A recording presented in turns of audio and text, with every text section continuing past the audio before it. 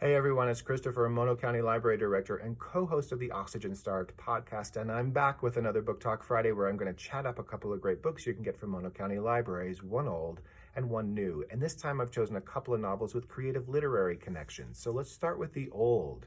The Dante Club by Matthew Pearl. This came out in 2003. It was Pearl's first novel, and it was a hit right out of the gate. I've read it. I found it clever and engaging historical fiction whodunit set in Harvard and Boston at the close of the Civil War in the 1860s. Now, the Dante Club of the title is actually a group of renowned writers based on real historical figures, Henry Wadsworth Longfellow, Oliver Wendell Holmes, James Lowell, among others, who come together to work on the first American translation of Dante's Divine Comedy, that classic work of Italian literature from the 1300s. Now, if you're not familiar with the Divine Comedy, basically Dante wrote it as a kind of fantasy in which he envisioned himself escorted through the three versions of the afterlife available to medieval Christians of his day. Those included hell, or the Inferno, purgatory, and heaven, or paradise. To modern readers, the Inferno is probably the most famous part of the Divine Comedy. It's where Dante gets to see himself, the very creatively gruesome punishments meted out to people condemned to hell for eternity. And that's the portion of the work that figures into the Dante Club. This is a whodunit. Prominent people start dying, and it seems that the murderers are kind of modeled on some of those punishments in Dante's Inferno. That's troubling not just because people are dying, it's troubling to the Dante Club because they are again working on that first American translation, which is not without controversy in the very conservative environment of Harvard of the 1860s. And more importantly, the authorities may come looking to the club members themselves for the murderer because they are, after all, the resident experts on all things Dante at the time in the States.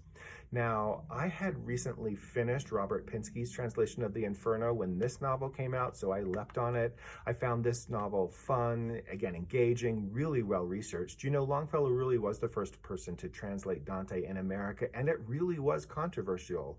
He was just seen as an Italian writer. He wasn't a classic Roman or a classic Greek author that the academia really focused on at the time. You do not need to have read the Inferno to enjoy this whodunit, but I think if you read the Dante Club, it may pique your interest in picking up Dante himself. Matthew Pearl has gone on to write more. He's written more literary thrillers based on historical writers, including Charles Dickens, Edgar Allan Poe, Robert Louis Stevenson. He seems to have a thing for writers with three names. He revisits Dante's Purgatory about 15 years later in a book called The Dante Chamber.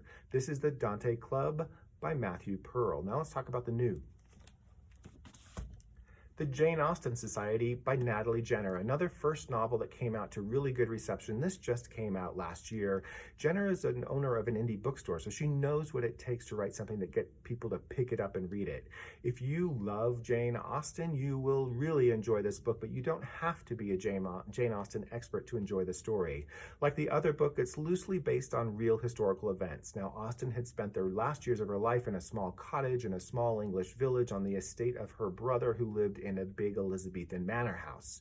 Over 100 years later, at the end of World War II, Austen's descendants had fallen on hard times and they were beginning to put family heirlooms up for auction at Sotheby's auction house, and the fate of that little cottage was up in the air. That's where Jenner comes in and creates this small cast of characters who come together to save the cottage and Austen's legacy. So let me just read a little bit of the blurb so you get an idea. With the winds of change blowing through the country in the post-war days and the cottage's future now in the hands of fate, a group of disparate individuals fight to preserve both Austen's home and her legacy for the world.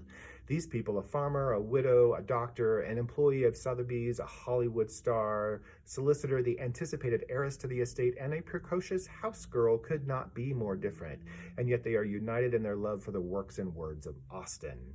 As each of them endures their own quiet struggle with the loss and trauma of war and other tragedies, they find solace, connection, and hope in rallying together to create the Jane Austen Society.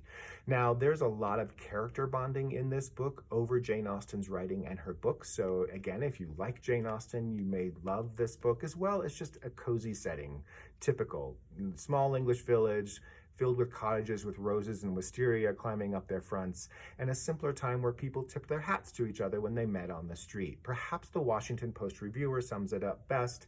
Anyone seeking an antidote to contemporary chaos will find a welcome respite among the members of a group whose outer lives seem simple, but whose inner lives need the kind of balm that Austen knew so well. This is the Jane Austen Society by Natalie Jenner.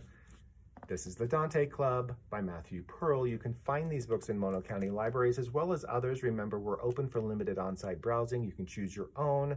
In the meantime, stay safe and happy reading.